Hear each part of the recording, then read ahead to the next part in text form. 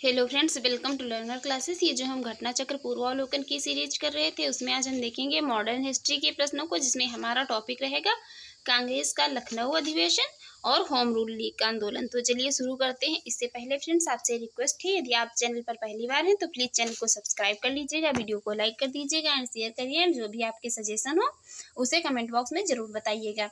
शुरू करते हैं, देखते हैं पहला क्वेश्चन है यहाँ पर। दिसंबर 1916 में इंडियन नेशनल कांग्रेस तथा इंडियन मुस्लिम लीग ने एक ही समय अपने अधिवेशन आयोजित किए थे। 1916 में इंडियन नेशनल कांग्रेस तथा इंडियन मुस्लिम लीग जो थी, इन्होंने एक ही समय में अपने अधिवेशन कहाँ आयोजित किए गए थे? तो 1916 में इन्होंने एक ही समय में अपने अधिवेशन आयोजित किए थे लखनऊ में। Right answer option C. दिसंबर 1916 में इंडियन नेशनल कांग्रेस तथा इंडियन मुस्लिम लीग ने लखनऊ में एक ही समय में अपने अधिवेशन आयोजित किए, और इसकी अध्यक्षता की थी किसने? अंबिका चरण मजूमदार ने लखनऊ के इस कांग्रेस अधिवेशन की अध्यक्षता की थी। कांग्रेस का जो अधिवेशन था तो इसकी अध्यक्षता की थी अंबिका चरण मजूमदार ने। देखते हैं नेक्स्ट क्वेश्चन है 1916 में भारतीय राष्ट्रीय कांग्रेस के लखनऊ अधिवेशन की अध्यक्षता की थी, वो की थी किसने? AC मजूमदार ने। नेक्स्ट है, कांग्रेस और मुस्लिम लीग के बीच प्रसिद्ध लखनऊ समझौते पर हस्ताक्षर हुए थे। ये कब हुए थे? ये हुए थे 1916 में। Right answer option D. वर्ष 1916 में कांग्रेस और मुस्लिम लीग में समझौता हो गया ताकि संवैधानिक सुधारों की एक ही योजना अपनाई जा सके। इसके फलस्वरूप जारी 19 स्मरण पत्र जो थे उसमें दोनों दलों के समकालीन राजनैतिक विचारों को साकार रूप दिया गया था। नेक्स्ट है यहाँ पर, अतिवादियों एवं उदारवादियों के पुनर्मिलन की प्रक्रिया में प्रमुख शिल्पी निम्न में से कौन था? तो वो थे Annie Besant. Right answer option है। वर्ष 1916 में भारतीय राष्ट्रीय कांग्रेस का लखनऊ अधिवेशन, जिसकी अध्यक्षता अंबिका चरण मजूमदार ने की थी, दो दृष्टियों से स्मरणीय था। प्रथम था उग्रवादियों जिन्हें 9 वर्ष पूर्व 1907 कांग्रेस से निष्कासित किया गया था का कांग्रेस में पुनर्प्रवेश हुआ। द्वितीय था, कांग्रेस और मुस्लिम लीग के मध्य समझौता हुआ था। अतिवादियों एवं उदारवादियों के पुनर्मिलन की प्रक्रिया में एनी बेसेंट एवं तिलक ने की जो है महत्वपूर्ण भूमिका निभाई थी, जबकि मोहम्मद अली जिन्ना और तिलक कांग्रेस लीग समझौते के मुख्य शिल्पी थे। नेक्स्ट है यहाँ पर, वर्ष 1916 में मुस्लिम लीग और कांग्रेस के मध्य किसने समझौता कराया था? तो वो थे बाल गंगाधर तिलक या BG Tilak. Right answer option A. Next है यहाँ पर, कांग्रेस के 1916 के लखनऊ अधिवेशन में कौन सा मुख्य दूरगामी परिणाम वाला निर्णय लिया गया?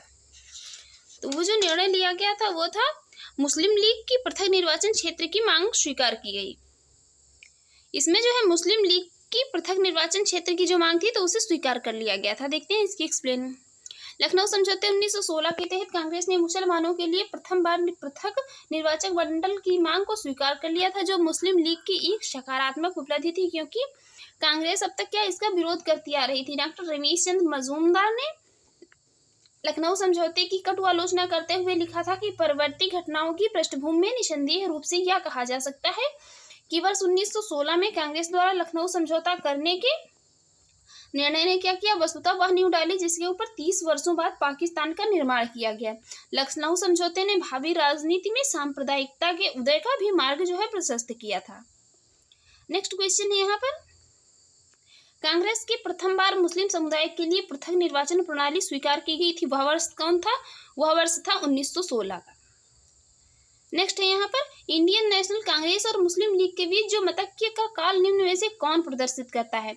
वो 1916 से लेकर 1922 तक का समय जो है ये इंडियन नेशनल कांग्रेस और मुस्लिम लीग के बीच जो मतैक्य था इसको प्रदर्शित करता है। देखते हैं इसके एक्सप्लेन। वर्ष 1916 से 1922 तक का काल इंडियन नेशनल कांग्रेस और मुस्लिम लीग के बीच जो है मतैक्य का काल था। इसमें लखनऊ समझौता केवल अस्थायी समझौता था। मुस्लिम लीग ने इस समझौते के बावजूद पृथक अस्तित्व बनाए रखा था तथा मुसलमानों के लिए क्या है पृथक राजनीतिक अधिकारों की वकालत करती रही थी। वर्ष 1922 तक दोनों इस समझौते के अनुरूप मिलकर कार्य करते रहे, किंतु असहयोग आंदोलन के साथ ही यह समझौता भंग हो गया और लीग ने पुनः अपना पुराना रास्ता जो है पकड़ लिया था। नेक्स्ट क्वेश्चन है,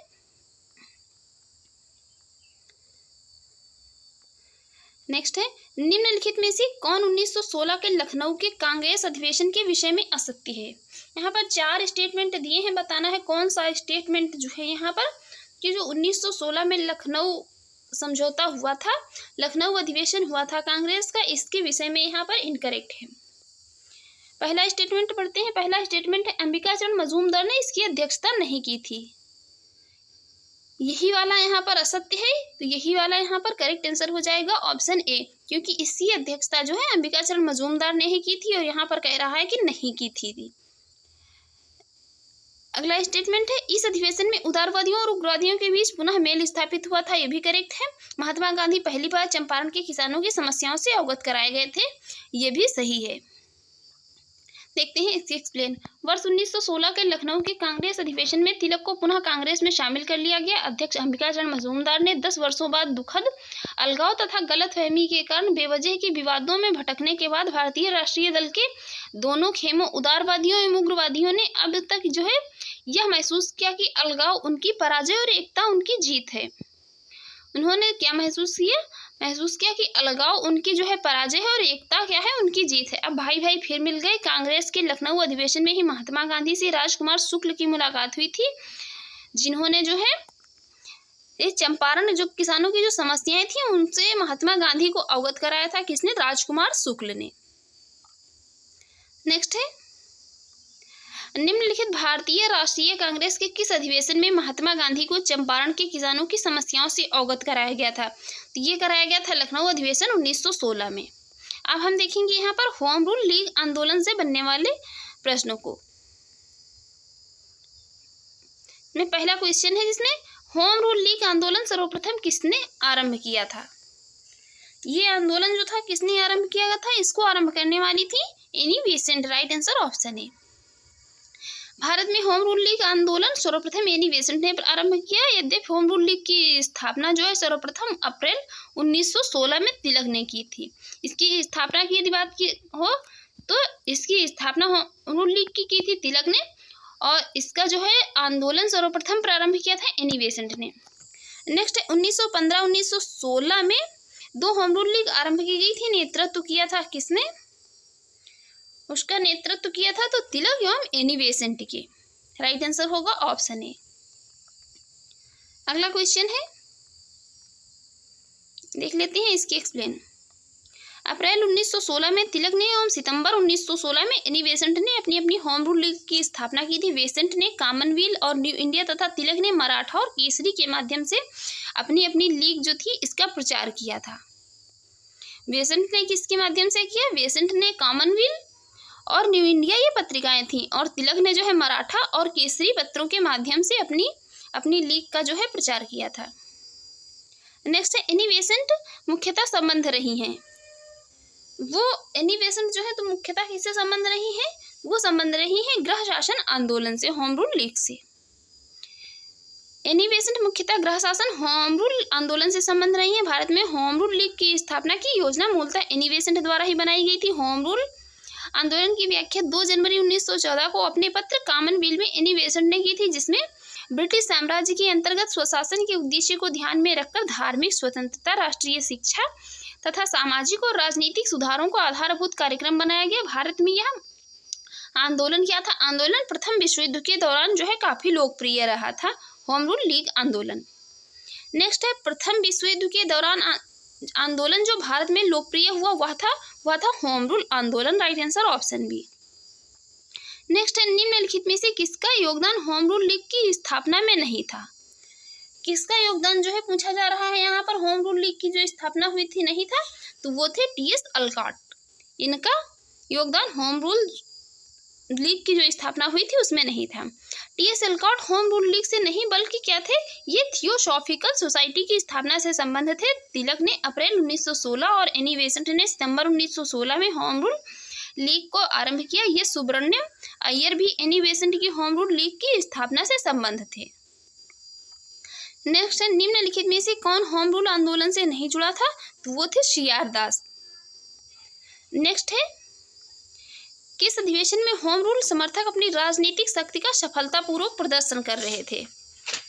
ये किसमें कर रहे थे? ये कर रहे थे कांग्रेस के जो 1916 में लखनऊ अधिवेशन हुआ था उसमें। नेक्स्ट है यहाँ पर होम रूल आंदोलन भारत की स्वतंत्रता संग्राम के एक नए चरण के आरंभ का घोतक था, क्योंकि होम रूल आंदोलन जो था तो ये भारत के स्वतंत्रता संग्राम के समय एक नए चरण के आरंभ का घोतक था। इसका क्या यहाँ पर जो है रीजन था, इसका रीजन था यहाँ पर इसने देश के सामने स्वशासन या सेल्फ गवर्नमेंट की एक ठोस योजना रखी थी। किसने? होम रूल आंदोलन ने। नेक्स्ट है, देख लेते हैं इसकी एक्सप्लेन। होम रूल आंदोलन के दो नेता थे। होम रूल आंदोलन के तिलक और एनी बेसेंट की निगाह में स्वराज का अर्थ करीब एक जैसा ही था। ब्रिटिश साम्राज्य के अंतर्गत स्थानीय, प्रांतीय एवं केंद्रीय स्तर पर उत्तरदायी शासन एवं प्रशासन की अधिकाधिक व्यवस्था की जाए। नेक्स्ट क्वेश्चन है, होम रूल लीग के संबंध में निम्नलिखित में से क्या आ सकती है? होम रूल जो लीग आंदोलन हुआ था उसके विषय में यहाँ पर बताना है क्या आ सकती है। सबसे पहले इसकी योजना एनी बेसेंट ने वर्ष 1914-15 में प्रस्तुत की थी। यहाँ पर ये 14-15 में नहीं प्रस्तुत की थी, प्रस्तुत की थी 16 में। देखते हैं नेक्स्ट। तिलक की home rule league Maharashtra, Karnataka के मध्य प्रांत एवं बराड़ तक जो है सीमित थी। तिलक द्वारा स्थापित होम रूल लीग अधिक शक्तिशाली थी। तिलक और बेसेंट के मतभेदों के उपरांत दोनों लीग बनी रही। यहाँ पर जो ये ऑप्शन में दिए हैं इसमें यहाँ पर कोई इसका करेक्ट आंसर नहीं हो सकता है। देखते हैं इसकी एक्सप्लेन। मूलतः होम रूल की स्थापना करने के संबंध में योजना एनी बेसेंट ने बनाई थी। स्वशासन आंदोलन का शुभारंभ 2 जनवरी 1914 को साप्ताहिक समीक्षा पत्रिका कॉमनवेल्थ के प्रकाशन के साथ शुरू हुआ था। इस पत्रिका ने ब्रिटिश साम्राज्य के अंतर्गत स्वशासन के उद्देश्य को ध्यान में रखते हुए धार्मिक स्वतंत्रता, इसने धार्मिक स्वतंत्रता, राष्ट्रीय शिक्षा, सामाजिक और राजनैतिक सुधारों को अपना आधारभूत कार्यक्रम बनाया। इस कार्यक्रम के अनुसरण हेतु 2 पृथक होम रूल लीगों की स्थापना की गई। दोनों लीगें एक दूसरे की पूरक थीं। अप्रैल 1916 में तिलक ने इंडियन होम रूल लीग की स्थापना की। उसके 5 माह बाद सितंबर 1916 में श्रीमती एनी बेसेंट ने होम रूल लीग स्थापित की। तिलक की लीग जो कहाँ ये तो तिलक की लीग कर्नाटक, महाराष्ट्र, बंबई छोड़कर मध्य प्रांत और बराड़ की 6 शाखाओं तक सीमित थी। देश के बाकी हिस्से एनी बेसेंट की लीग के जिम्मे आ गए। बेसेंट की लीग का संगठन जो है बहुत ढीला था। कोई भी 3 व्यक्ति कहीं भी जो है शाखा खोल सकते थे। एनी बेसेंट की इस जो लीग थी इनका संगठन में, जबकि तिलक की लीग का संगठन बहुत मजबूत था। सभी 6 शाखाओं के काम और कार्य क्षेत्र निर्धारित थे। इसमें क्या था, दोनों लीगों ने अपना अपना विलय नहीं किया, क्योंकि एनी बेसेंट के शब्दों में उनके तिलक कुछ समर्थक मुझे पसंद नहीं है करते हैं और मेरे कुछ समर्थक उन्हें नापसंद करते हैं, क्योंकि मेरे और उनके बीच किसी तरह का कोई झगड़ा नहीं था। जो ये एनी बेसेंट और तिलक थे, इनके एनी बेसेंट और तिलक जो थे इनके जो है बीच कोई मतभेद नहीं था। किंतु क्या था, जो तिलक के कुछ समर्थक थे वो एनी बेसेंट को नहीं पसंद करते थे, उन्हें नापसंद करते थे, और जो है कुछ एनी बेसेंट के समर्थक थे वो तिलक को नापसंद करते थे। नेक्स्ट क्वेश्चन है, तिलक तथा एनी बेसेंट द्वारा बनाए गए होम रूल लीगों को एक में मिला दिया गया था।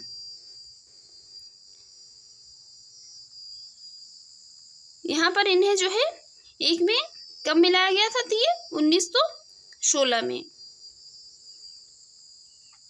देखते हैं अगला। निम्न में से कौन फेबियन आंदोलन का प्रस्तावक था? फेबियन आंदोलन जो था तो इसका प्रस्तावक कौन था? यहाँ पर इसके प्रस्तावक थी एनी बेसेंट, फेबियन आंदोलन की।